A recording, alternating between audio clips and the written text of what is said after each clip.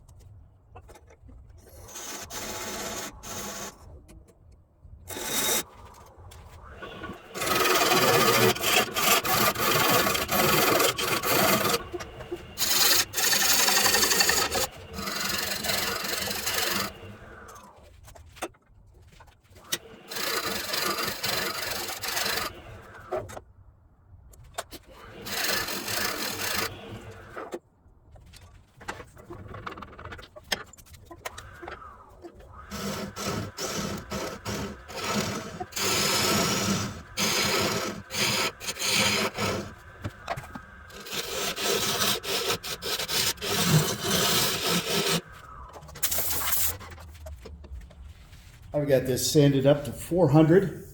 I am always impressed by how beautifully oak sands up and just gets a nice glossy surface. It just never fails to be absolutely delightful to me. I am going to use the I'm going to use the Brad's Workbench sanding paste. And then I'm going to apply the first of 2 coats of Brad's Workbench Tongue Honey. And the reason I am choosing the tongue honey over the tongue wax is that it is a little more liquidy, a little more concentration of oil over waxes, and I want to get as much tongue oil into the surface of this piece as possible. Since this is going to act as a barbecue board or cutting board, I want it to be as water resistant as can be, and the tongue honey, well, both the tongue wax and the tongue honey do an excellent job of that, but I also know that this is very, very dry, and it's going to drink up that finish. It's just going to soak right in. So I want to give it the opportunity to draw in as much finish as it needs to. And again, the tongue honey is a little more fluid than the tongue wax finish. So that will give it an opportunity to kind of absorb as much of the tongue oil as necessary. And the tongue wax, or the tongue honey, still gives an absolutely fantastic mildly glossy, or what do you want to call it, satin finish. I just love the finish that you get off of both of the tongue oil products in the Brad's Workbench finishing process. They're great. So using the abrasive paste, you start out slow, work it in, and then you simply kick up the speed, move yourself to a clean section of your paper towel.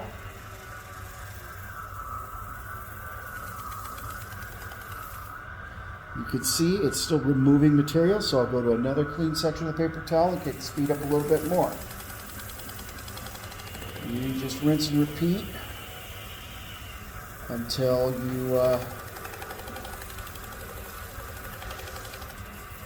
your paper towel comes away clean, which means the abrasive has done its work. Brad uses a friable abrasive, meaning that as you work it, the abrasive gets more and more fine. And in my experience, usually by the time you hit 1,000 RPM with Brad's Workbench sanding paste, you're done. You're pulling your paper towel away clean. You've removed all the material you're going to remove.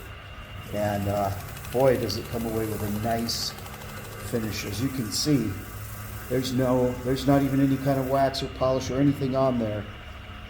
And this is already looking really, really bright.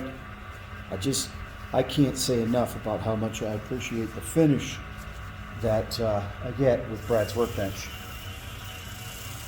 By far, the finest finishing products that I've found to date is Brad's Workbench.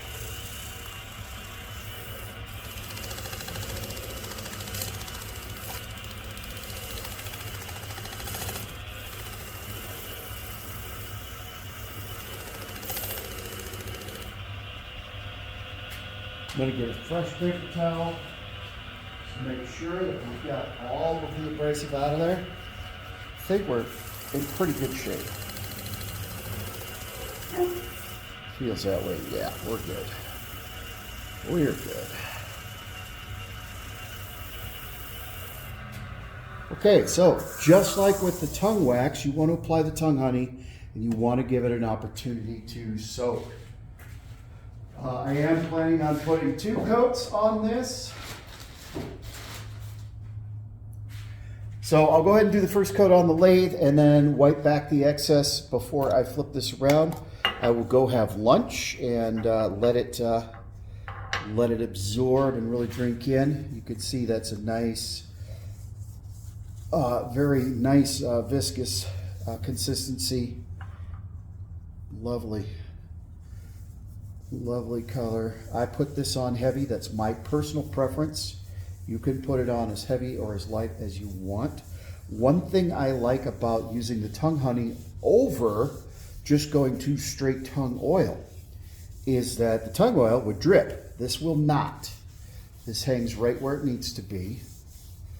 And because of the way that the oil works with the waxes, something to do with Brad's formulation, I don't know. There's no chemicals, it's all food safe, but you can put a second coat of tongue honey on over a prior coat. I would imagine you could probably do a coat of tongue honey for kind of a deep seal, I guess you could say, where it really soaks in, and then do a coat of tongue wax on top. I don't see why you couldn't. And you could certainly do multiple coats of tongue wax should you desire. So there's a nice juicy coat. Like I said, I really like to put it on thick. I want that wood to drink in as much as possible so that there's a good penetration of tongue oil, which will polymerize and give this some superior water resistance. So I'll set this aside, let it soak for a while, go have lunch. When I come back, I'll buff it, flip it, and finish the top of the piece. So just a little update and proof of efficacy. So this is the original barbecue platter, which I finished with Brad's Workbench tongue wax. And as you can see, it's still water resistant. It's still very much in use. I use this all the time. Just ate my lunch off of it. And I absolutely love this thing. So I'm happy to be making an update or upgrade. Back to the new platter. Remember, I soaked it pretty well with the tongue wax, or with the tongue honey. Now, the tongue honey does not have to be buffed. You can just wipe away the excess with a paper towel or a clean cloth. Don't use rags on the lathe. It's very dangerous. That's why most turners will use paper towels. If a paper towel catches, it simply tears. If a cloth catches, all kinds of disaster can happen. So I have a pretty good coat here, and probably don't need to put a second coat on the bottom of the tray. That's pretty solid. I have to say, I'm probably not going to mess with it. That's a pretty good finish right there. And of course, it's going to take 2 or 3 weeks for the tongue oil to polymerize, but when it does, that is a very much water resistant finish, and it lasts. It is long lasting, it is persistent. So this is an excellent finishing option. We're going to take this off the truck. I don't usually use hot glue, but because I had such an uneven surface, because this old piece of oak has been sitting around in weather for years and years, it's dry, but it has been sitting around in the weather for a long time. So of course it's warped and expanded and contracted. But the good news is, because it's already done all of that expansion and contraction, it's not going to move anymore. Not really. It may move a little bit with the seasons, but it's not going to warp and crack any more than it already has.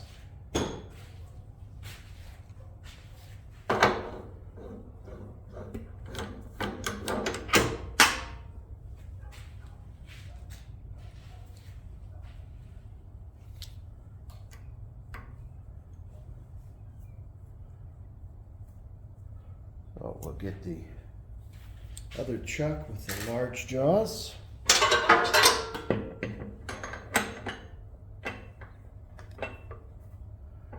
And I'm just going to get a soft hold. Bring my tailstock up. I'm going to press or kind of drive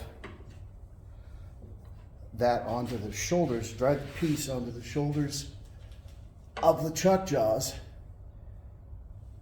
And that will give me a, make sure that it's centered, give me a good solid seating. That should not go anywhere. We have a dovetail on the inside there. And now I've got to work my little waste block away. You can soak it with alcohol. That works. But you know what also works, or should work, is just to take a chisel and work it lightly. You don't want to really bang on it too much, but you should be able to work it through lightly with a chisel and just drive it through the hot glue. and you get enough, there you go. Get enough leverage, get it in just a little bit, and that hot glue comes right off. Not the most secure way to hold a piece, but it works. So, especially when you've got a lot of variation, because this is not flat, and I don't have a jointer, so I have to do the best I can. That's a way to handle it.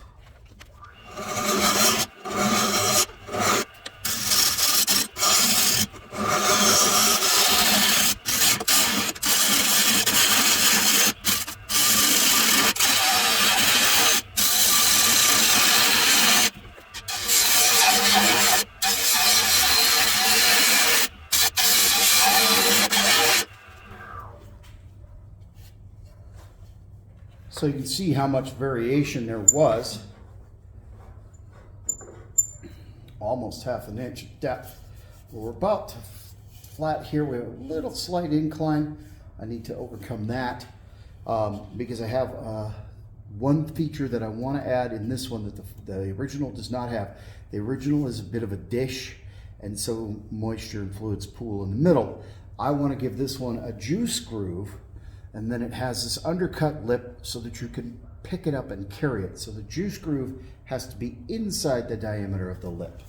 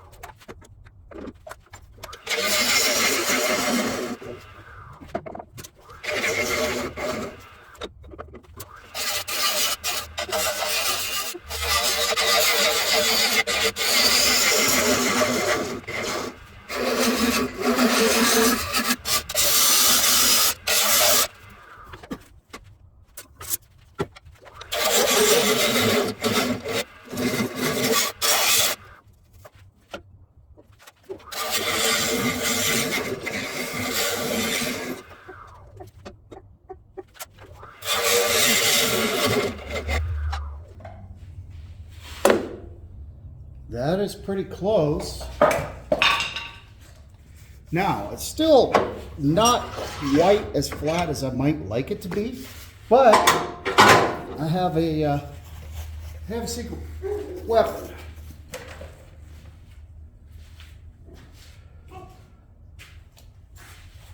This is my sanding disc I use to square the ends of pen blanks.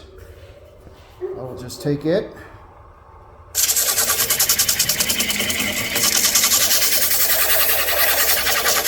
This outer rim is lower than the center. That's okay. Like I said, I wanted a juice groove, so although this is going to be as flat as I can make it, the idea is that the liquid, say from your resting steak, will run downhill into the juice groove, so it's okay if it's a little bit higher.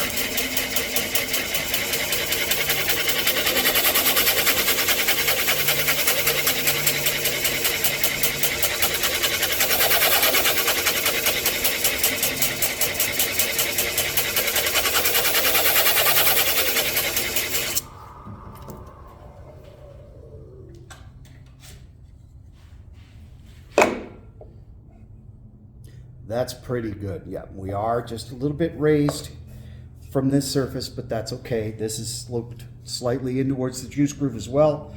This surface can be used as a cutting board in addition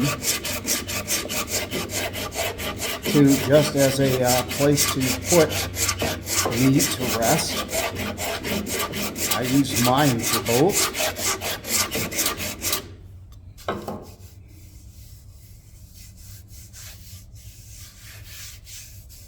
So we will get to sanding. So we're sanding through 400 and we are going to use the sanding paste.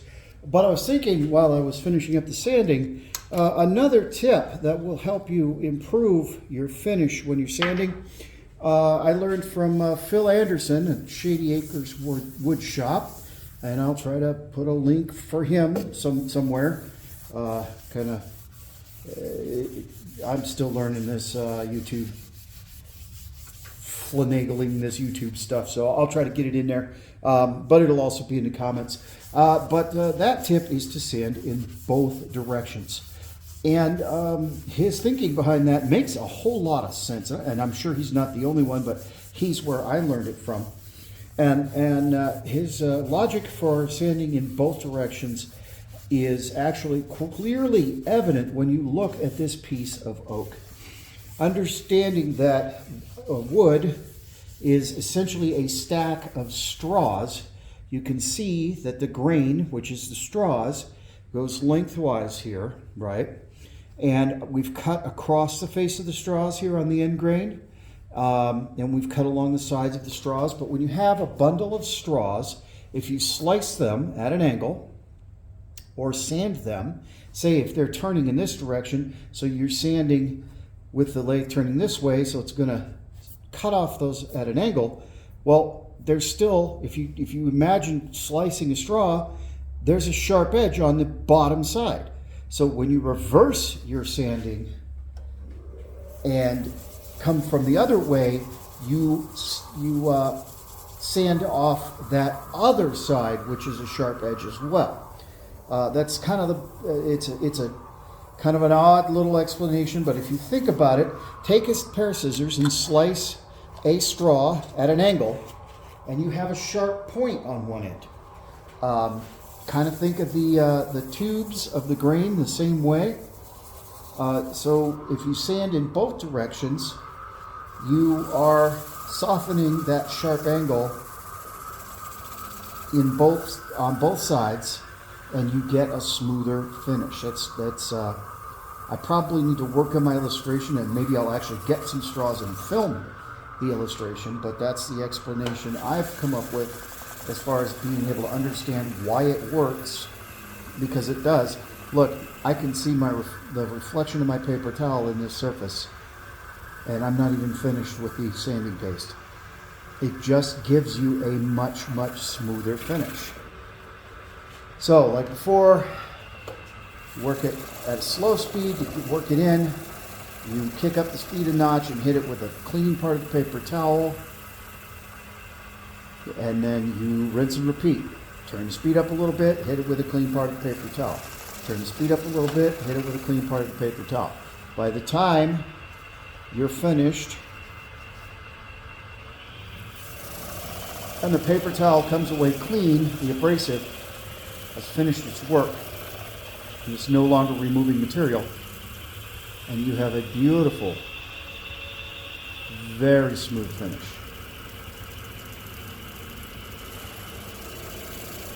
Well, finished surface, sanded surface, still needs finish applied.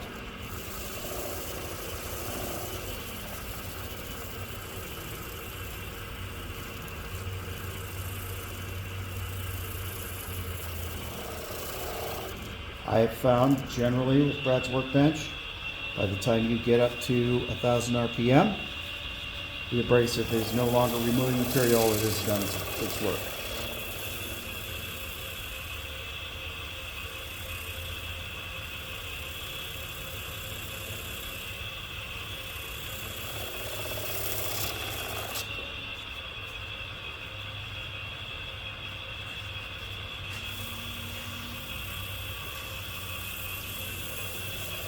We're in good shape. And that is very smooth. Very nice surface. So again, we're going to apply the tongue honey. Now this is an off lathe finish, so I'm going to take it over to the bench and put it on. There's no reason to keep it up here. I'll take it over to the bench and put my first coat on. I want to at least put two on the surface here. But as you can see with the undercut, you can pick it up easily. There's the juice groove And this is a barbecue platter, barbecue plate, charcuterie board, cutting board. You can use it in all of those ways. Now, you can also, you don't have to put the undercut here. I do this because the way I use mine is I take it out to my grill, put my barbecue on it, and carry it in. So it's just easier. But you don't have to. I would recommend you put some kind of an angle or an undercut. And if you want, you can put feet on the bottom so that it rests on your counter. This will sit flat. It's turned very flat. It's just, this is a fun design. And you can also break out your laser and do some engraving. Fill that engraving with an epoxy if you like. And then sand that back. I mean, there's so many possibilities. A white oak barbecue platter, very simple, easy project, but I'll tell you what, this will put smiles on faces if you give these as gifts. Thank you for joining me, and remember, just one more pass means put the bowl gouge down.